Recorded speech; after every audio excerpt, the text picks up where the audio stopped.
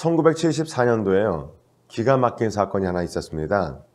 그 사건은 히로 오노다라고 하는 일본인이 전쟁을 끝낸 사건이었습니다.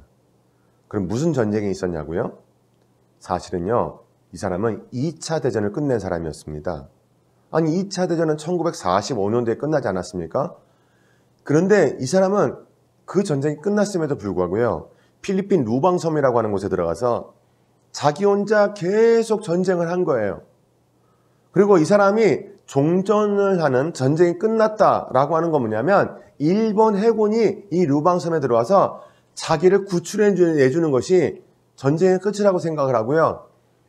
주변 사람들이 일본 신문을 갖다 줬음에도 불구하고 일본어로 된 일본 신문을 보고도 믿지는 못했다는 거죠. 참 고집이 대단한 사람이었던 것 같습니다. 그러다 결국에는 30년을 끌다가 자기가 나중에는 인정을 하고 종전을 하게 됐다. 이런 사건이었습니다. 대단하죠? 근데 이분은요, 이 전쟁을 끝난 다음에도 평화롭게 살지는 않았다고 합니다. 오늘 이스라엘 백성들, 31장에서는요, 이스라엘 백성들이 그렇게 하나님의 말씀을 듣지 않고 길게 스스로의 고집을 가지고 슬픈 인생을 살아갈 수밖에 없는 그런 길을 살아가게 될 것이다 라고 하는 슬픈 노래의 전조, 그들의 슬픈 인생에 대해서 말씀을 하고 있습니다. 31장 1절부터 8절까지는 지도자를 예비해 놓았다 이런 말씀을 하고 계시죠. 그것은 전망과 경고를 위한 것이었습니다. 모세가 지도자의 자리를 내놓아야 할 시점이 다가왔습니다. 그렇다고 해서 이스라엘이 낙심할 필요가 없음은 그 어떤 경우에라도 하나님이 늘 자기 백성을 지도하실 것이기 때문에 그랬죠. 모세는 온 백성이 보는 앞에서 여호수아를 격려하면서 그가 할 일을 알려줍니다. 여호수아는 하나님께서 그와 함께 하실 것이라는 사실을 기억함으로 힘을 얻게 되는 것이죠.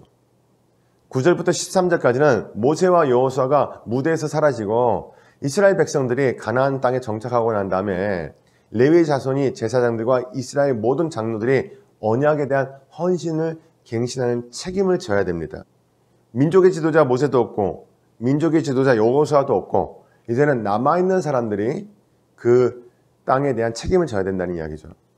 제사장들은 매 7년 끝에 곧 정기 면제년 초막절에 이스라엘 백성들에게 하나님의 언약 조항들을 낭독해 주어야 됩니다.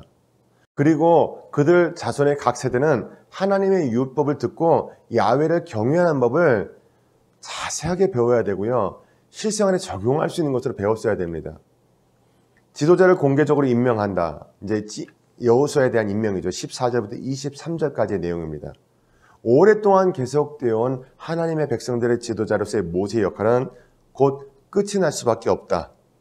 따라서 하나님께서 여호수아를 모세의 후계자로 세우셨다는 사실을 공개적으로 인정하는 것이 굉장히 중요했죠. 모세가 떠난 이후에 이스라엘은 하나님과 세운 언약을 어기고 하나님 대신 이방신들을 음란히 쫓아서 하나님을 버릴 것이라고 하는 이 내용이 이 슬픈 노래에 들어있었습니다. 앞으로 이스라엘이 당하게 될 재앙, 그 이방신을 쫓아감으로 당하게 될 재앙과 환난은 하나님이 이스라엘 중에 계시지 않아서가 아니라 하나님이 보시는 앞에서 이스라엘이 악을 행하기 때문에 발생할 수밖에 없는 슬픈 인생이었죠.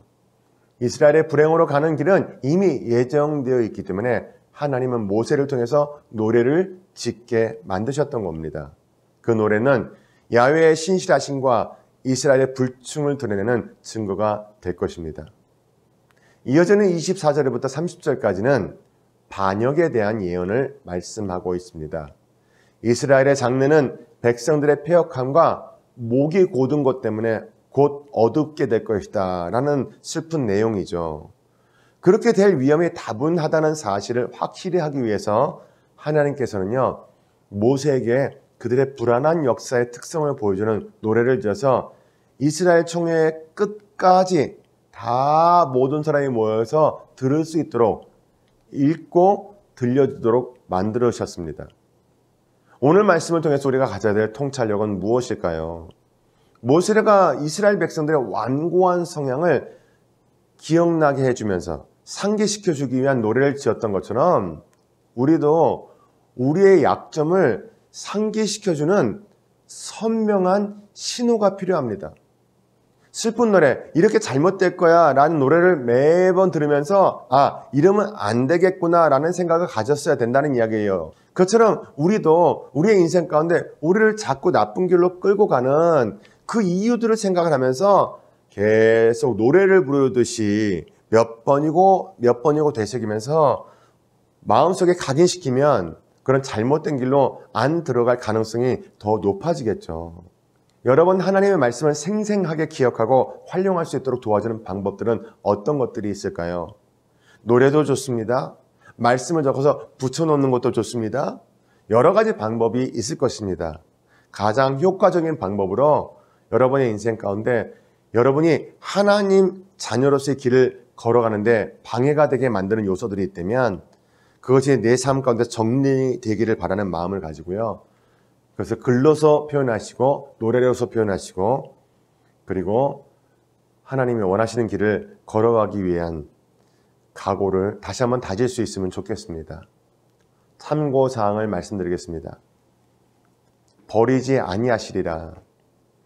6절에서 하나님께서는 전쟁 중에 하나님의 백성들 버리지 아니하실 것이라고 약속하셨습니다. 그러나 17절에서는 그들이 다른 신들을 쫓는 악행을 한다면 반드시 그들을 버릴 것이다 라고 하는 경고도 들어있죠. 이 두 구절을 통해서 볼 때 첫 번째 진술에 구체적으로 언급하지는 않았지만 내가 너희의 하나님인 한 이라는 조건이 함축되어 있다는 것을 우리는 알 수 있습니다. 하나님께서 언제나 함께 하실 것이라는 약속이 포함된 언약의 복은 언약을 깨고 등을 돌린 사람들에게는 적용이 되지 않는다는 것. 이것을 보시면서 다시 한번 하나님의 언약 안에 들어가야 되겠다라고 생각하실 수 있기를 바랍니다. 자, 묵상 기도의 제목입니다. 하나님을 버리고 돌아서려는 완고한 성향이 우리 안에도 여전히 있습니다. 말씀을 통해서 늘 생명의 길을 선택하는 삶을 살기 위해서 기도하실 수 있게 되기를 바랍니다. 핵심 구절 다 함께 봉독하겠습니다. 그러므로 이제 너희는 이 노래를 써서 이스라엘 자손들에게 가르쳐 그들의 입으로 부르게 하며 이 노래를 나를 위하여 이스라엘 자손들에게 증거가 되게 하라. 신명기 31장 19절 말씀. 성도 여러분, 앞에서 말씀드렸던 히로 오노다라고 하는 사람, 정말 안 좋은 쪽으로 고집이 셌던 그런 사람이었던 것 같습니다. 우리가 그런 고집만 내려놓아도 하나님이 원하시는 복되고 아름다운 길로 들어가는데 훨씬 더 빠르게 쉽게 안전하게 들어갈 수 있을 것입니다. 그런 것을 내려놓으라고 노래를 짓게 해서 이스라엘에게 들려주셨던 하나님의 마음을 오늘도 우리가 한번 담아보고요.